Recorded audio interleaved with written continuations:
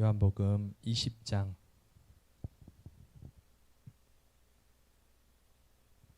31절 한 절이니까 우리 함께 한 목소리로 읽겠습니다.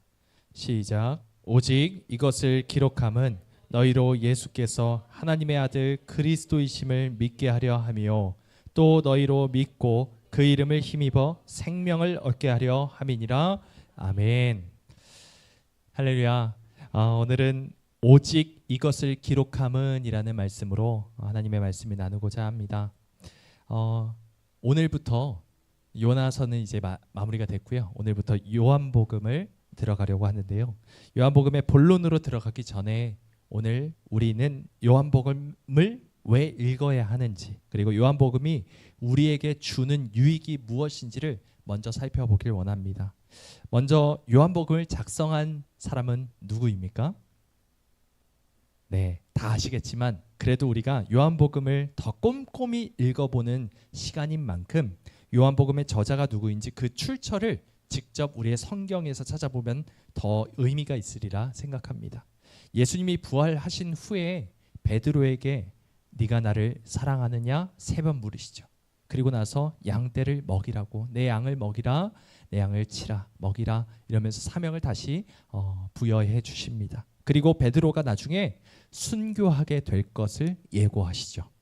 이렇게 예수님과 베드로가 이야기를 나누는 바로 그때 그 뒤를 쫓았던 사람이 한 사람이 있었으니 이 사람이 요한복음 21장에 보면 예수께서 사랑하시는 그 제자라고 불리는 사람입니다. 우리 함께 21장 20절부터 22절 말씀으로 우리 함께 읽어보겠습니다. 시작. 베드로가 돌이켜 예수께서 사랑하시는 그 제자가 따르는 것을 보니 그는 만찬석에서 예수의 품에 의지하여 주님을 파는 자가 누구오니까 묻던 자더라. 이에 베드로가 그를 보고 예수께 여짜오되 주님, 이 사람은 어떻게 되겠사옵나이까? 예수께서 이르시되 내가 올 때까지 그를 머물게 하고자 할지라도 내게 무슨 상관이냐? 너는 나를 따르라 하시더라. 아멘. 베드로는 문득 이 제자가 나중에 어떻게 될지, 이 최후가 어떻게 될지가 궁금해졌습니다. 나는 순교한다고 했는데 이 제자는 어떻게 될까라고 해서 주님, 이 사람은 어떻게 되겠사옵나이까? 라고 여쭌 것이죠. 하지만 예수님이 뭐라고 말씀하십니까? 내가 올 때까지 내가 그를 머물게 할지라도 네가 무슨 상관이냐? 너는 나를 따르라. 이렇게 말씀하십니다.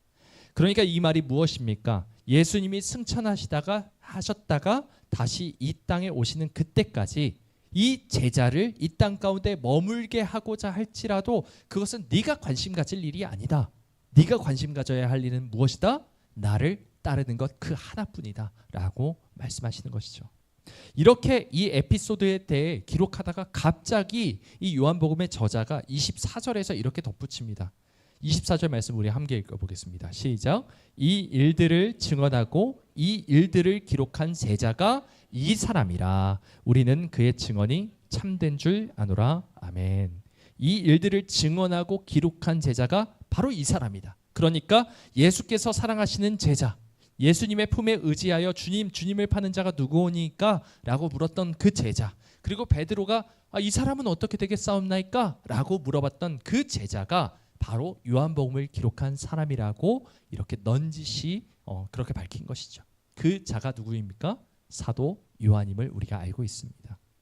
우리 성경에는 요한복음이라는 이름으로 이 이름이 명시가 되어 있지만 이 책을 기록할 당시에는 어떤 제목 같은 게 없었습니다. 그냥 서신처럼 어떤 두루마리에 말려있는 책이었죠.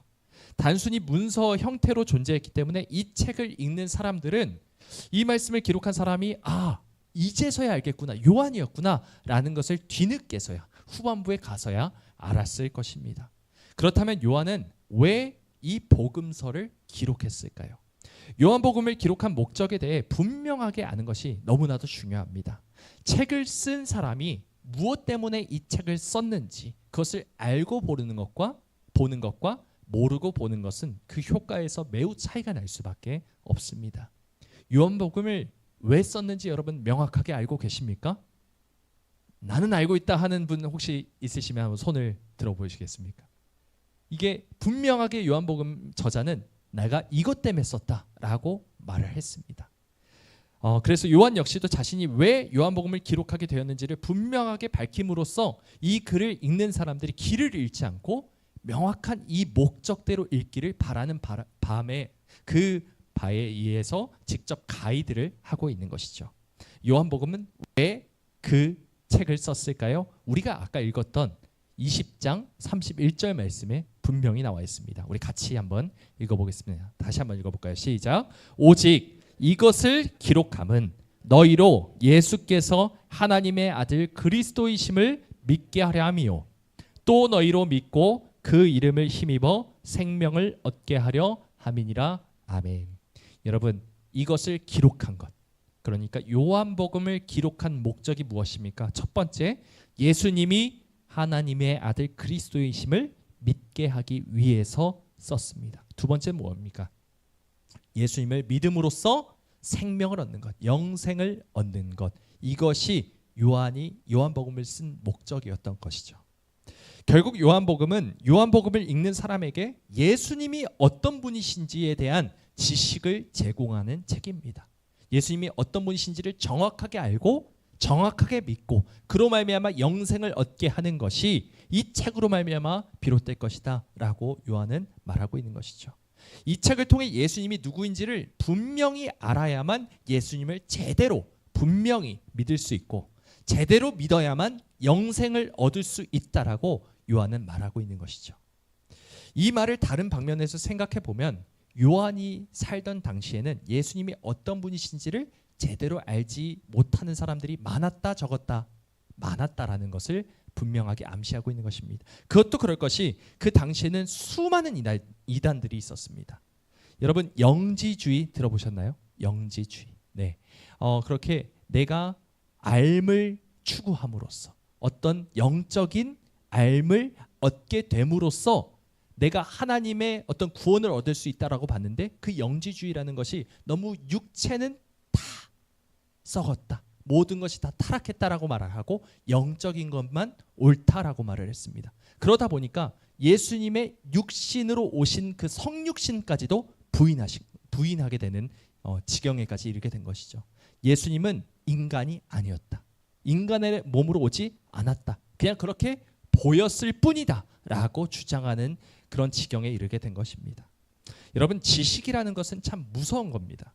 잘못된 지식은 사람을 잘못된 길로 인도할 뿐만 아니라 그의 생명까지도 앗아갈 수 있는 것이 되기 때문입니다. 내가 무엇을 어떻게 아느냐가 정말로 중요합니다. 약 20여 년 전에 제가 고등학교에서 막 대학교로 대학생이 됐을 무렵인 것 같습니다. 그 당시 함께 신앙생활을 하던 교회 누나가 한 명 있었는데 저는 이 누나가 아주 믿음이 좋고 아주 신실한 사람이라고 굳게 확신을 했었어요. 그만큼 성실하고 신실한 모습으로 중고등학생 때 아주 믿음의 본이 되는 그런 사람이었기 때문입니다. 그런데 어느 날부터 그 누나가 교회에 나오질 않는 겁니다. 어떻게 된 거지? 나중에 알게 된 것이 신천지에 빠졌다는 것을 알게 됐습니다. 20년 전에 신천지는 거의 잘 그 존재를 알 듯 모를 듯 할 그때였습니다. 그런데 신천지라는 것이 저는 어딘지도 제대로 알지 못하는데 신천지에 빠졌다는 것을 알게 되고 이것이 뭐길래 이 누나가 이렇게 이단에 빠졌다 말하는 걸까? 그 당시에는 너무 충격적이었죠. 그래서 그 당시에는 그냥 잠깐 방황하는 것이겠거니, 그냥 잘 몰라서 그런 것이겠거니 라고 생각을 하면서 언젠간 다시 돌아올 거야 라고 생각을 했습니다. 근데 그 후로 한 5년 정도 지난 후에 우연히 그 누나에 대한 소식을 듣게 됐는데 신천지 한 지부의 지부장 같은 위치에까지 올랐다라는 것을 알게 됐습니다. 점점 더 이단에 깊이 빠져서 이제는 더 이상 헤어나올 수 없을 지경에까지 이르게 된 것이죠. 여러분, 결국 그 사람은 예수님에 대해 제대로 알고 있었던 것이 아니었던 것이죠. 참된 지식이 그 안에 없었기 때문에 이단에 빠질 수밖에 없었고 그 영혼이 완전히 어두워지게 되었던 것입니다. 믿음에서 파선하게 된 것이죠. 여러분, 예수님에 대한 분명한 지식을 갖는 것은 너무나도 중요합니다. 왜냐하면 그 지식이 나의 생명과 직결되는 문제이기 때문입니다. 내가 어떻게 아느냐, 무엇을 어떻게 아느냐가 나의 영생을 좌우할 수 있는 문제가 될 수 있다는 것이죠. 그럼 요한은 예수님이 어떤 분임을 알리기 위해서 요한복음을 기록한 것이라고 말을 했을까요? 31절 다시 한번 보시면 이렇게 말합니다. 오직 이것을 기록함은 너희로 예수께서 하나님의 아들 그리스도이심을 믿게 하려 함이라 라고 말합니다. 예수님이 하나님의 아들 그리스도이심을 믿게 하기 위해서 이 책을 기록했던 것이죠. 베드로가 주는 그리스도시요 살아계신 하나님의 아들이시니이다 라고 했던 답변과 동일한 답변입니다. 주님은 그리스도이시고 하나님의 아들이십니다. 이 두 가지를 명확하게 알게 하기 위해서 이 요한복음을 썼다라고 말하고 있는 것이죠. 여러분, 베드로가 그 예수님이 어떤 분이신지를 고백했을 때 그때를 한번 생각해 보십시오. 어느 날 예수님과 제자들이 가이사랴 빌립보라는 도시로 가게 됐습니다. 그것은 수많은 우상들이 즐비한 곳이었죠. 예수님은 거기서 제자들에게 이렇게 말씀하십니다. 사람들은 나를 누구라 하느냐. 제자들이 이렇게 답변합니다. 우리 마태복음 16장 14절 말씀을 함께 읽어볼까요? 시작. 이르되 더러는 세례 요한, 더러는 엘리야, 어떤 이는 예레미야나 선지자 중에 하나라 하나이다. 아멘. 여러분, 세례 요한이 누구입니까? 예수님이 세례 요한에 대해서 말씀하시기를 사람이 낳은 자, 여자가 낳은 자 중에 가장 큰 자가 누구라고 말씀하십니까? 세례 요한이라고 분명하게 말씀하셨습니다. 엘리야는 또 누구입니까? 구약의 모든 선지자 중에 가장 위대한 선지자로 손꼽히는 사람이 엘리야입니다.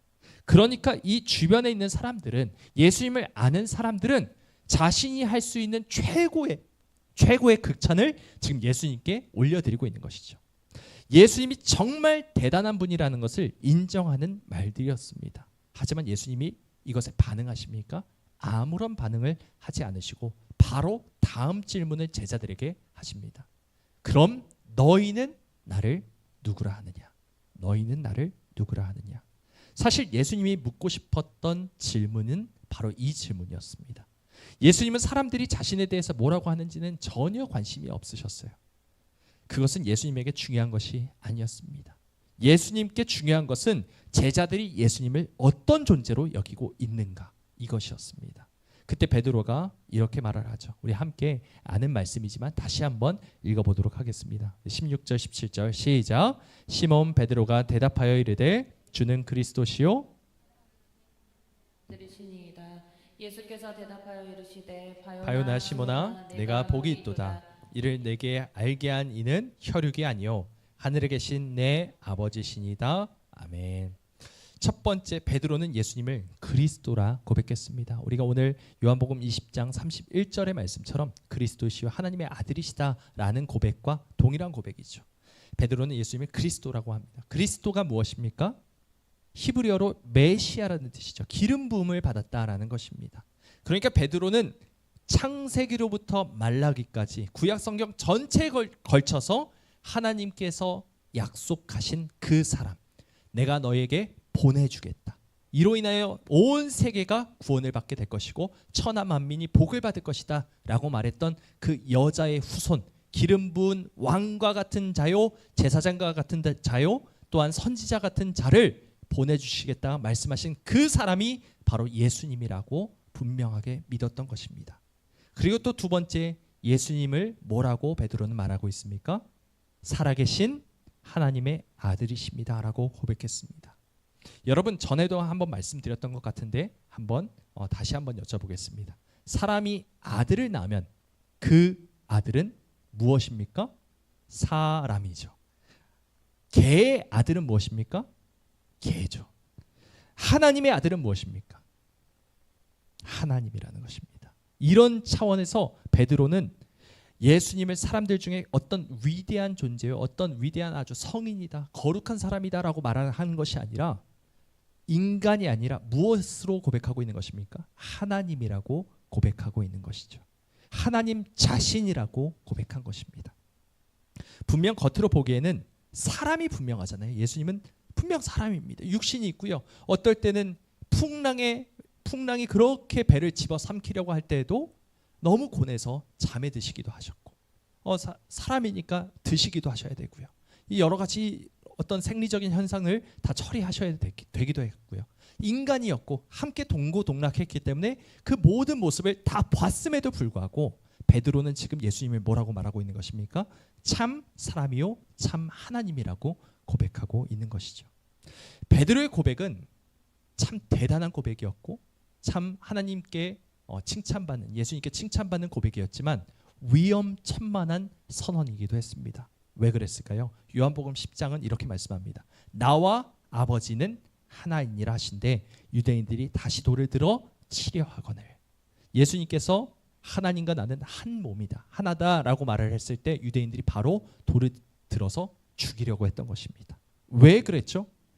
32절과 33절은 이렇게 말씀합니다. 우리 같이 읽어보겠습니다. 시작. 예수께서 대답하시되 내가 아버지로 말미암아 여러 가지 선한 일로 너에게 보였거늘 그 중에 어떤 일로 나를 돌로 치려 하느냐. 유대인들이 대답하되 선한 일로 말미암아 우리가 너를 돌로 치려는 것이 아니라 신성모독으로 인함이니 내가 사람이 되어 자칭 하나님이라 함이로라. 아멘. 사람이 어떻게 하나님이 될 수 있느냐. 이것은 말도 안 되는 분명한 명백한 신성모독이다라고 말했기 때문에 예수님을 돌로 치어 죽이려고 했던 것이죠. 여러분, 스데반 집사가 돌에 맞아 죽은 이유도 순교한 이유도 똑같습니다. 스데반이 하늘을 우러러 이렇게 말을 하죠. 하늘이 열리고 인자가 예수 그리스도가 하나님 우편에 서신 것을 보노라 말씀합니다. 이 말은 예수님이 하나님의 우편에, 하나님의 동등한 위치에 올라서, 왕의 위치에 올라서 신의 위치에 올라 있는 상태로 그렇게 서 있다라고 말하는 거였어요.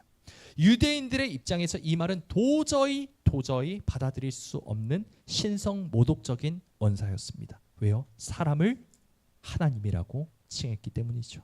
그래서 스데반은 죽임을 당했습니다. 그런데 여러분, 베드로는 어떤 사람입니까? 헬라인입니까? 유대인입니다. 베드로는 뼛속 깊이 유대인이었어요. 처음부터 율법을 알던 사람이고요. 이 사람 역시도 이것이 어떻게 보면 신성모독인 언사일 수도 있겠다는 생각을 했겠습니까? 안 했겠습니까? 베드로가 예수님을 그냥 사람이 아닌 하나님 자신이라고 고백한 것은 상당히 위험천만한 고백이었다라는 것을 자기 자신도 인지하고 있었던 것이죠. 이것이 유대인의 입장에서는 얼마나 말도 안 되는 고백인지, 또 얼마나 위험을 무릅쓴 고백인지를 우리가 알아야 합니다. 이것은 자기가 속한 사회에서 철저히 왕따를 당하는 것도 당연히 감사하는 고백이고, 나아가서 목숨까지도 건 고백이라는 것입니다. 그래서 요한복음 중간중간에 보시면 예수를 그리스도라 하면, 예수를 하나님의 아들이라 하면 출교하기로 이 바리새인들과 모든 이 유대인 정치 지도자들이 다 결국에는 출교하기로 다 결의를 했다라는 내용이 나와서 출교당하기를 두려워함으로 모른다라고 부인하는 장면이 나오죠. 요한이 요한복음을 쓰던 때도 마찬가지입니다. 그 당시는 어떤 때였냐면 예수님이 십자가에서 죽으시고 부활하신 후에 승천하시고 또 한 50년 이후의 사건입니다. 그러니까 주후 한 70년부터 90년 사이에 이 요한복음이 적혀졌다고, 쓰여졌다라고 알려져 있는데요. 그 당시에는 로마 황제 네로가 본격적으로 기독교를 박해하던 시기입니다. 사도 요한은 요한복음을 기록한 목적이 예수님이 곧 그리스도이시며 살아계신 하나님의 아들이시라는 것을 믿게 하기 위해서 썼다라고 하고 있지만, 사실 그 당시 예수를 하나님의 아들로 믿는다는 것은 처형을 당할 수밖에 없는 상황이라는 것을 분명히 알아야 한다는 것이죠. 이 31절 말씀, 이 생명을 얻게 하기 위해서 예수가 그리스도이시며 하나님의 아들이심을 내가 전하고 있다라고 말을 하고 있지만, 실상을 이 사실을 믿게 되면 나뿐만 아니라 나의 가족, 내 주변에 있는 모든 사람이 다 죽게 될 수 있다는 것을 우리가 감안한다면 예수님을 믿는다는 것의 무게가 얼마나 무겁고 위험을 감수하는 행동인지를 우리가 이해해야 한다는 것이죠. 여러분, 우리는 어떻습니까? 나는 예수님을 믿습니다. 예수님은 그리스도시고 살아계신 하나님의 아들이십니다 라고 해서, 그렇게 고백한다고 해서 여러분의 사회 안에서, 어떤 가정 안에서, 교회 안에서 어떤 불이익을 당하고 계십니까?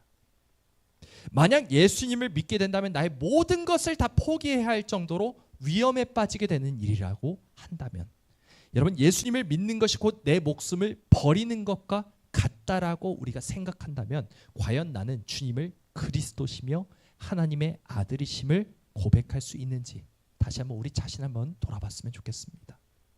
여러분, 오늘날의 한국교회를 보십시오. 그리고 우리 자신 한번 돌아보십시오. 예수님을 믿는다는 신앙 고백의 의미가 얼마나 가볍습니까?